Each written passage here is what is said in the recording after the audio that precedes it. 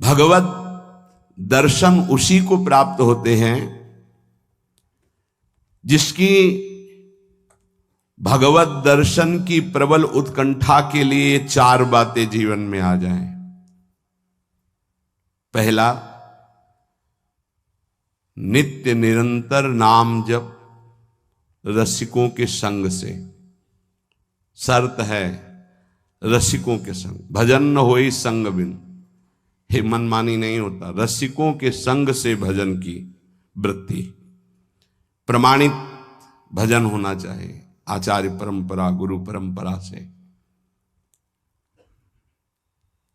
दूसरा, भगवद विग्रह को साक्षात भगवान का स्वरूप मानना। जैसे कुछ ऐसे भाव वाले लोग हैं कि अरे पत्थर पूजने से, धातु पूजने से क्या प्राप्त, क्या वहां भगवान है? कौन सा तुम्हें ज्ञान है भाई? कौन सा ज्ञान है? जब सर्वम खलमिदम ब्रह्म, तो ये तो अवतार है भगवान का, अर्चा अवतार। भगवान अवतरित होते हैं। जैसे हम छवि विराजमान किए, जब हम भाव सेवा करते तो भगवान छवि में आके विराजमान होते हैं, भगवान विग्रह में विराजमान होते हैं। ये श्रद्धा और विश्वास का विषय है, ये नास्तिक लोगों को समझ में नहीं आएगा। जिस मूर्ति को आप, जहां मूर्तिकार निर्माण कर रहा हो वहां देखो, उसी मूर्ति को पूज करके ब्रह्म प्राप्त, भगवत प्राप्त महापुरुष हो गए। प्रेमाश्रुओं से अभिषिक्त किया है। ये बाहर वालों की ऐसों की बातें न सुने, नहीं तो जो छोटी श्रद्धा वाले लोग होते हैं उनकी श्रद्धा नष्ट हो जाती है। अरे क्या है, ऐसे से ऐसा ना वो बोलते हैं, ना वो खाते हैं, ना देखते हैं, और ऐसे विराजमान। आपको क्या पता है आपका भाव है क्या? आप जानते नहीं हो। भाव आ जाएगा तो साथ चलते हैं, बोलते हैं, खाते हैं, देखते हैं, भाव का खेल। एक प्रसंग में एक ब्राह्मण बूढ़े के साथ एक जवान तीर्थ यात्रा में गया था। सारांश में बता रहे हैं। ब्राह्मण तीर्थ यात्रा का इच्छुक हुआ, पर उसको लगा कि मेरे बेटे तो हैं, पर धनी होने के कारण वो विलासिता में युक्त हैं, मेरे साथ तो चलेंगे नहीं। अगर कोई जवान आदमी मिल जाए, मुझे तीर्थ यात्रा करवाए, उसे कुछ भेंट पूजा दे देंगे। एक गरीब ब्राह्मण का जवान लड़का था, बात की तो उसने कहा हमारा भी सौभाग्य होगा कि तीर्थ यात्रा होगी और आप हमारे पिता तुल्य, आपकी सेवा होगी। समस्त तीर्थों में भ्रमण कराया। जब वृंदावन आए तो बहुत सेवा उसने की। उसका मन बहुत प्रसन्न हो गया। धनी का वृद्ध था तो गोपाल जी के दर्शन कर रहा था। उसने कहा वृंदावन को साक्षी करके, गोपाल जी महाराज सामने हैं, मैं बहुत प्रसन्न हुआ तुम्हारे ऊपर, तुमने इतनी सेवा की। एक बेटी ब्याह योग्य है, मैं तुम्हें ब्याह करवा दूंगा अपनी बेटी से। उनका देखो हमने तो नहीं कहा, तुमने कहा है ना, इस बात को ध्यान रखना, वहां जाके भूल मत जाना। ऐसा ही हुआ। सारांश में बताया। वो जब गांव पहुंचा तो वृद्ध की हिम्मत नहीं हुई अपने धनी बेटों से कह दे कि बहन का ब्याह उस गरीब के साथ कर दो। काफी दिन हो गए, कोई चर्चा ही नहीं, तो ब्याह की बात थी। उस गरीब ब्राह्मण ने जाके कहा बूढ़े ब्राह्मण से कि आपने कहा था भगवान के सामने कि अपनी बेटी का ब्याह तुम्हारे साथ कर देंगे। तो जवान बेटों के भय से उसने कहा मुझे याद नहीं ऐसा कुछ। भाई याद नहीं? तुमने भगवान के सामने कहा था। और कह रहे हो याद नहीं? तो बेटों ने कहा कि चलो भागो यहां से। भगवान के सामने कहा बुलाओ भगवान को, अगर साक्षी दे देंगे तो हम बहन का ब्याह कर देंगे। बोले पक्का? तो उनको पता था कि मूर्ति कोई बोलती थोड़ी, चलती थोड़ी। उनका हाँ पक्का। बोले पंचों के बीच में बोल दो। पहले गांव में पंचायत होती थी पिंड छुटाने के लिए कि अतरे दिन ये परेशान करेगा, तो उन्होंने कहा पंचों के सामने यदि ठाकुर जी आके गवाही दे दे तो ब्याह करवा देंगे। ओ गरीब आदमी जो कुछ था बेचा, फिर वृंदावन आया। ठाकुर जी गोपाल जी से कहा कि महाराज आपके सामने हमारे ब्याह की बात कही थी इस वृद्ध ब्राह्मण ने, आपको गवाही देना पड़ेगा तब हमारा ब्याह होगा। हाँ, कौन सुने। समय हुआ, ठाकुर जी का शयन भोग लगा, पट बंद हो गए, वो बैठे ही रहे बाहर। वाह गोपाल जी महाराज, आप जब बोलोगे तभी हमारा ब्याह होगा और हम तभी यहां से जाएंगे जब आपको साक्षी दे। सब चले गए थे वो अकेले, उसको विश्वास था भगवान है। अंदर से आवाज आई, मूर्ति कहीं चलती है क्या कि चलकर साक्षी दे। बोले महाराज मूर्ति बोलती थोड़ी है, आपने बोला ना तो आओ निकल के बाहर। अब उनके लिए कोई पर्दा है क्या। ललित त्रिभंगी वैसे। बोले देखो यार, अब तुम्हारे प्रेम के कारण हम बाहर तो निकल आए, तुम उसको यहीं बुला दो, हम यहीं साक्षी। बोले महाराज वो नहीं आएगा, हमारा ब्याह रुक जाएगा, आपको चलना पड़ेगा। बोले चल तो देंगे, लेकिन देखो हम वृंदावन के ठाकुर हैं, हमको तो अच्छा अच्छा माखन मिश्री और सब। भगवान ने बहानेबाजी। बोले महाराज हमें पता था कि आप भोगराग के लिए कहोगे, तो हमारे पास जो संपत्ति थी बेच के आए, खूब खवाते पियाते चलेंगे महाराज। बोले चलो अच्छा। देखो दृढ़ विश्वास। बोले महाराज हम जानेंगे कैसे कि आप आ रहे हो। बोले मेरे नूपुरों की ध्वनि सुनाई देगी, और देखो लौट कर जहां देख लोगे उससे आगे फिर हम नहीं जाएंगे। ठीक है महाराज, जब भोग लगाने का समय आएगा तो हम बोल देंगे, तब तुम हमारा भोग लगाना, और जब हम चलेंगे तो लौट कर पीछे नहीं देखोगे। ठीक है महाराज। अपने प्रांत पहुंचे, उड़ीसा प्रांत। गांव जब नजदीक रह गया तो सोचा मुड़ के तो देखे, केवल पायले धुनी है, ठाकुर जी भी है। मुड़ के देखा तो श्याम घन साक्षात प्रभु। प्रभु ने कहा देखो तुमने वादा तोड़ दिया, अब हम यहां से नहीं जाएंगे। बोले महाराज अब तो कोई बात नहीं। गांव में दौड़ के गया, गोपाल जी आए, प्रभु आए साक्षी देने के लिए मेरे ब्याह के लिए। पूरा नगर दौड़ पड़ा, पंचायत के सब ने देखा प्रभु विराजमान। अब किसी की हिम्मत थोड़ी थी कि पूछ ले, जबरदस्ती उस बुड्ढे से कहा ब्याह करो भगवान वृंदावन से साक्षी। आज भी साक्षी गोपाल के रूप में भगवान विराजमान। क्या हुआ, जिसे तुम मूर्ति समझते वो चल के उड़ीसा तक गए और गवाही दी। विट्ठल भगवान बातचीत करते थे तुकाराम जी से, नामदेव जी से, इन बड़े बड़े संतों से। हरिवंश महाप्रभु, सेवक जी महाराज, बंचंद महाप्रभु तक बातचीत करते थे राधा वल्लभ लाल जी। प्रगट में एक बार मोहन चंद जो महाराज महाप्रभु के सबसे छोटे लाड़िले पुत्र थे, महाप्रभु राधा वल्लभ जी की सेवा परिचर्या में थे, तो एक पात्र कटोरा था राधा वल्लभ जी की सेवा का, उसमें चरण छू गया श्री मोहन चंद जी का। महाप्रभु ने एक शपथ मारी, प्रभु के पात्रों को ऐसे। राधा वल्लभ जी के जब पत्रावली कर रहे थे तो कपोल में अंगुली बनी, तो उनका जय जय आप। तो बोले मोहन चंद के रूप में मैं ही तो अब खेल रहा हूं अपने पात्र, तुमने वहां मारा मुझे देखो लगा। महाप्रभु ने कहा क्षमा कीजिए प्रभु, ऐसी तन्मयता मोहन चंद जी की आप में है ये मुझे पता नहीं था।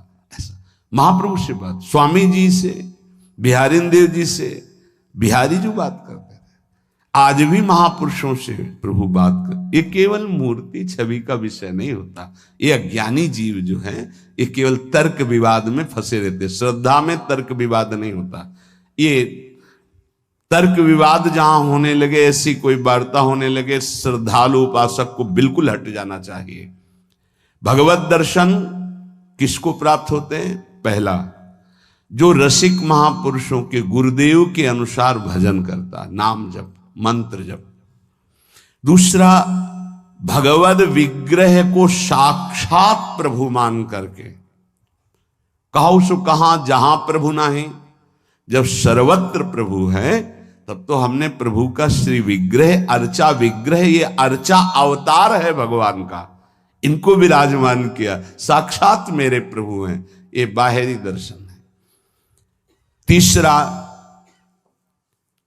प्रभु को अर्पित किए हुए प्रसाद के अलावा अरुचि होना।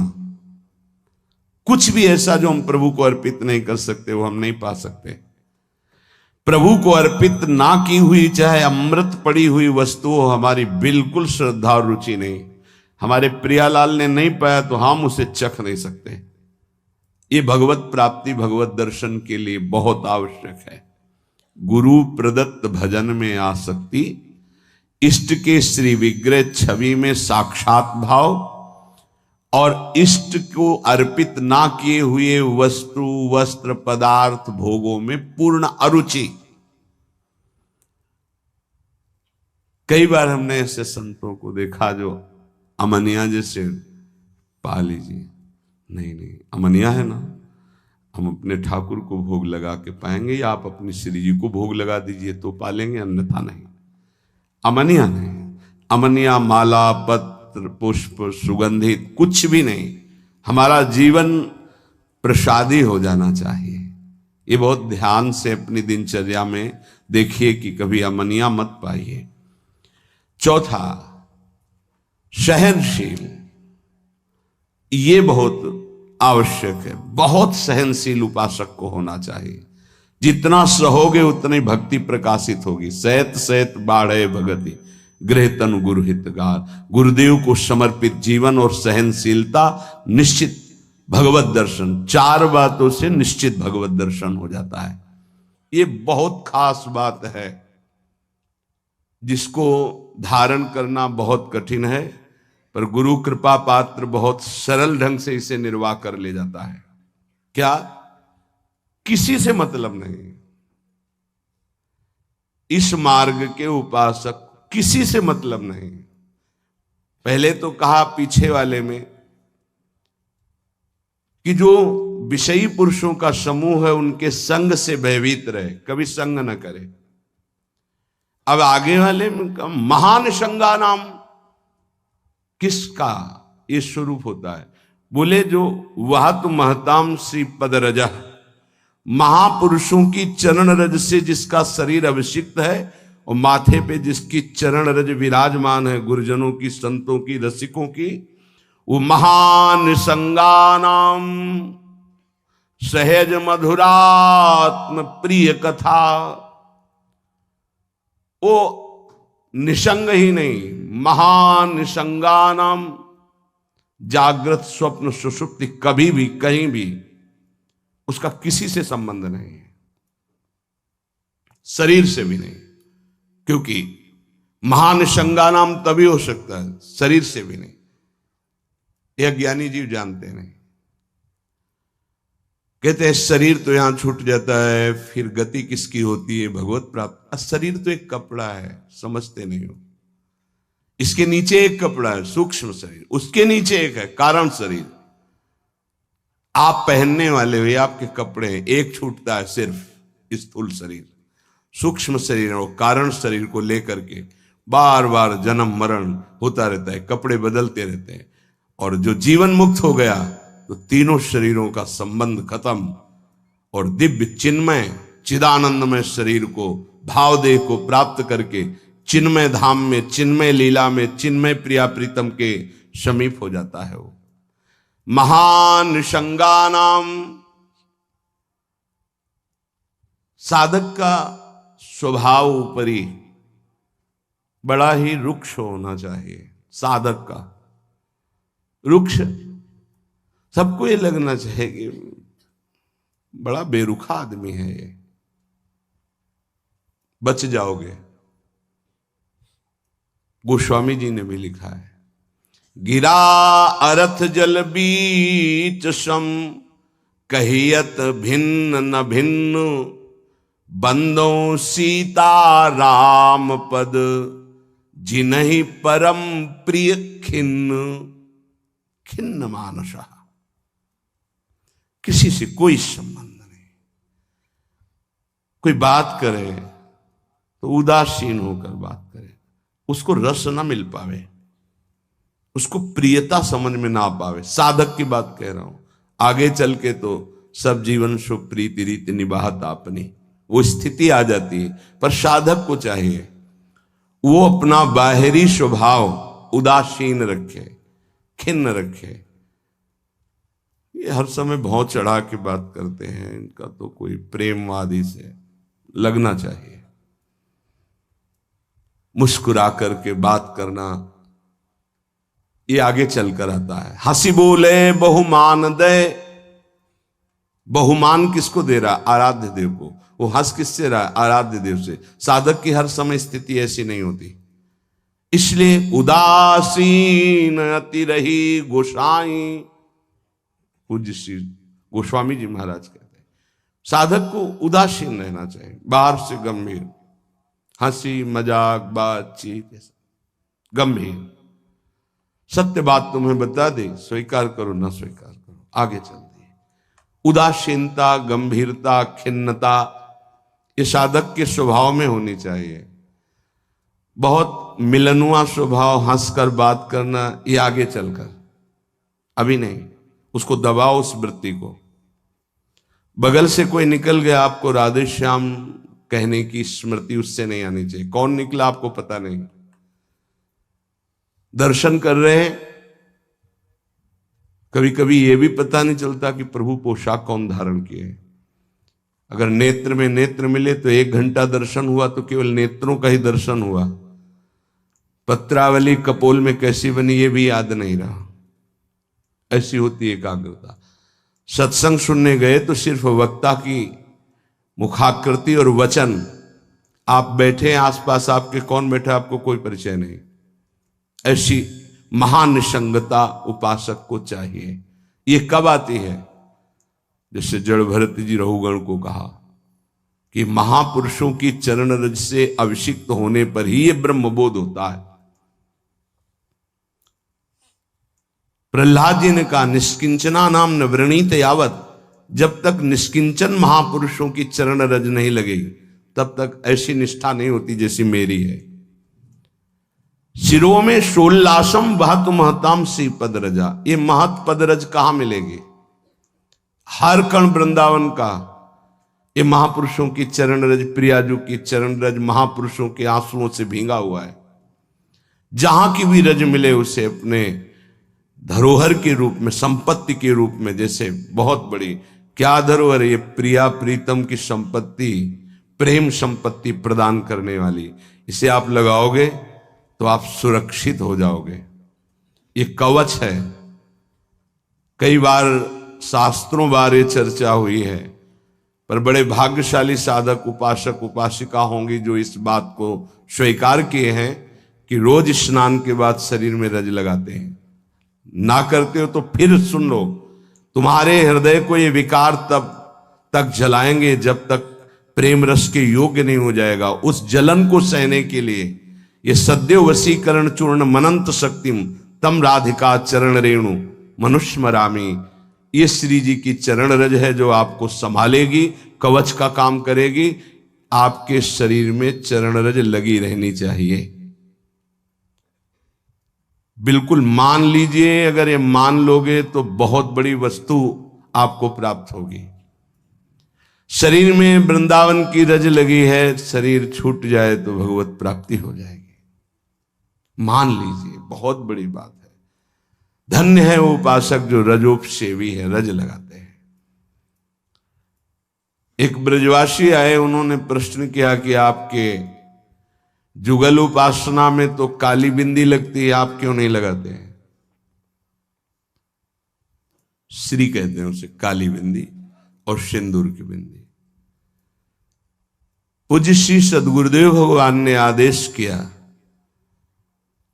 त्रिपुंड लगाते थे जब शरणागति का, कि हम आचार्य आज्ञा से चलते हैं। आचार्य ने पत्र में लिखा था, वृंदावन रजोपसेवी जोरी सुमिरन बाचनो, वृंदावन नित्य विहार चंदन लेनो। तो रजोपसेवी जोरी है तो रज का तिलक है, और बिहार चंदन जो प्रसादी है वो ये लगा है। बस वो कोई वृंदावन की वस्तु नहीं है जो काली टिकी है। ये वृंदावन की रज और वृंदावनेश्वरी का प्रसादी चंदन इसके सिवा। तो ब्रह्मा जी भी आकर कहें तो हमारी समझ में नहीं आएगा, क्योंकि गुरु के वाक्य के आगे किसी का नहीं। वृंदावन रजरानी, वृंदावन, वृंदावनेश्वरी, इनमें हमारी अनन्य आसक्ति हो जाए। जो लगाते हैं उनको प्रणाम है, पर हमारी गुरु आज्ञा है। आचार्य श्री हितजू महाराज, वृंदावन रजोप सेवी हरिवंश जोरी सुमिरन बाचनो, वृंदावन नित्य विहार चंदन लेनो, आज्ञा है, उसी का पालन है। अगर महापुरुषों की चरण रज लग रही है तो महानिशंगा नाम मान लीजिए। बार बार इसलिए कह रहे मान लीजिए, आप में सामर्थ्य नहीं कि आप असंग हो सके। महानिशंगा नाम तो बहुत बड़ी बात है, वो कहीं आ सकता नहीं, न स्वभाव में, न सूक्ष्म शरीर में, न स्थूल शरीर में, और न बाहरी व्यवहार में। वो अपने स्वरूप में स्थित महापुरुष है, वही महानिशंगा नाम होता है। फिर क्या बोले? सहज मधुरात्म प्रिय कथा, अपनी प्यारी जी और प्यारे जी की कथा सुनते ही उसकी दशा बदल जाती है। प्रसंगानाम प्रेमोत्पुलक गलदस्रा कुलगिराम, अश्रु प्रवाह हो रहा है, पुलकित तन हो रहा है, गदगद कंठ हो रहा है। ये सहज मधुरात्म, सहज मधुर रस प्रदान करने वाली प्रीतम की चर्चा सुनते ही, पद गाते ही दशा बदल गई। कैसे हुआ? बोले महापुरुषों की चरण रज का प्रभाव। अपारे श्री वृंदावन रस महाब्धो विहरताम, इस महाप्रेम रस के अपार समुद्र में विहरण करने वाली जो जुगल जोरी विहार करने वाली श्री श्यामा श्याम है, इनके प्रेम में जो उल्लसित है, उनकी चरण रज सदैव मेरे माथे पे लगी रहे। तो सदा राधा कृष्ण प्रणय पुलकासुत गमभृतहा, राधा नाम सुनते रोमांच हो गया, अश्रु प्रवाह होने लगा। श्यामा श्याम की बात सुनते ही, पद सुनते ही पुलक, पुलकावली, अश्रु बहने लगे और देह कंपायमान होने लगी। ये बड़े भाग्यशाली, इसमें जानबूझकर नाटक न करे, स्वाभाविक आ जाएगा। नाम जप करो, रस सिंधु वृंदावन की रज लगाओ और रहने से रहो तो स्थिति आ जाएगी। एकांत में चिल्ला चिल्ला के रोने का मन होता है। जैसे डकार आती है ना, तो उसको निकलना ही पड़ेगा। ऐसे रोना आता है स्वाभाविक। क्यों रोना आता है? कुछ चाहिए, कोई दुख, कोई विपत्ति? नहीं, स्वाभाविक वो एक प्रक्रिया है उस प्रेम की। रोना आता है, हल्का हो गया, रोया, थोड़ा शांति मिली। अगर रोएगा नहीं तो रह नहीं सकता। उसकी दिनचर्या है रोना, कभी भी कहीं भी भाव आ जाएगा। किशोरी कंदर्पा कुल कनक गौरांग लतिका, आहा, जो किशोरी जो हमारी गौर वर्ण है, जो कनक लता है, ऐसे उपासक का यही जीवन हो जाती है। जीवन का तात्पर्य प्रसाद सृग वस्त्राभरण कृत भूषा प्रणयनो, वो इनके प्रसाद से प्राण पोषण करता है। इनके चरणामृत की ही वो वृत्ति साधना है। हमारा साधन बल क्या है? इनका चरणामृत।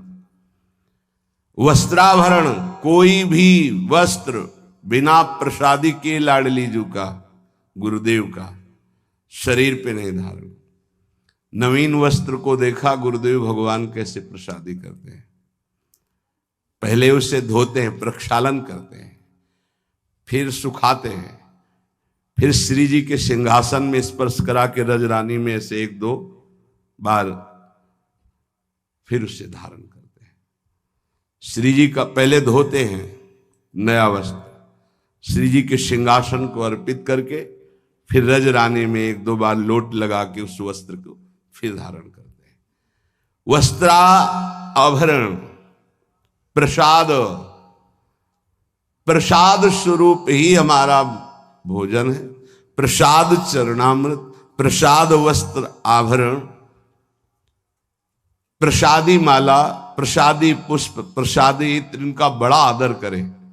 श्री जी का प्रसाद, यही हमारा जीवन है। अगर अमनिया आप पाते हैं तो आपके हृदय में भाव सूखने लगेगा। अगर जग भी गया है, अमनिया जल भी नहीं, अमनिया भोजन भी नहीं, प्रसाद। प्रपद्ये श्री वृंदावन भुवि विचित्राखिल कलाहा, समस्त कलाओं में जानने वाली शिरोमणि श्री लाडली जो ऐसे उपासक के हृदय में अपनी समस्त कलाएं प्रकाशित कर देती, अर्थात वो सहचरी भाव को प्राप्त हो जाता है। विचित्र अखिल संगीत गायन कलाओं का, चतुरता का वो मूर्तिमान स्वरूप हो जाता है।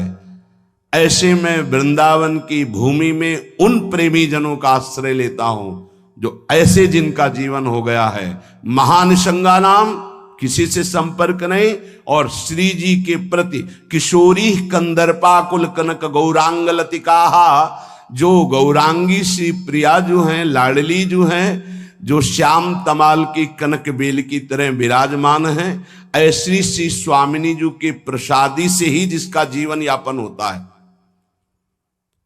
ऐसे में रसिकों को इस वृंदावन भूमि में माथा रखकर प्रणाम करके उनकी चरण धूलि माथे पे धारण करता और उनका संग करने की अभिलाषा करता हूं। ये भगवान की विशेष कृपा है कि हमें ऐसे महापुरुष रहनी बता रहे हैं। अगर प्रसाद का आप महत्व धारण करना प्रारंभ कर दिए हैं तो बहुत जल्दी प्रेम जागृत होगा। प्रसाद पर प्रसाद बुद्धि रखिए, राग द्वेष उस पर न रखिए। ये पदार्थ नहीं पाना है, ये पदार्थ अनुकूल है। प्रसाद में प्रसाद बुद्धि रखिए, न फल बुद्धि, न अन्न बुद्धि, न भोजन बुद्धि, न स्वाद बुद्धि, प्रसाद बुद्धि रखिए। प्रसादी वस्त्र को प्राणों से भी अधिक प्रिय मानिए। प्रसादी माला पुष्प मिले तो हृदय में आह्लाद होना चाहिए। सीधे मेरे प्रभु ने प्रसन्न होकर मुझे प्रदान किया है। दे कोई भी, लेकिन मेरी प्रियाजू ने मुझे प्रदान किया, एकदम आह्लाद, वही आपको प्रेम भाव में ले जाएगा। प्रसाद में भगवत बुद्धि बहुत ही पवित्र हृदय में होती, नहीं तो प्राय नहीं होते। प्रसाद देखते ही अच्छा श्री जी का प्रसाद, ओह वाह, पुलकावली हो जाना। महाप्रभु चैतन्य देव को जब वृंदावन से कोई भी प्रेमी जन जाते, गुंजा की माला, टेटी का अचार, ऐसी वस्तुएं बार बार उनको हृदय से लगाकर अश्रुप प्रवाह करते। श्री कृष्ण ने कितना प्यार किया, मुझे प्रसादी भेजी। वृंदावन की रज, वृंदावन का कुछ भी, महाप्रभु पुलकित हो जाते।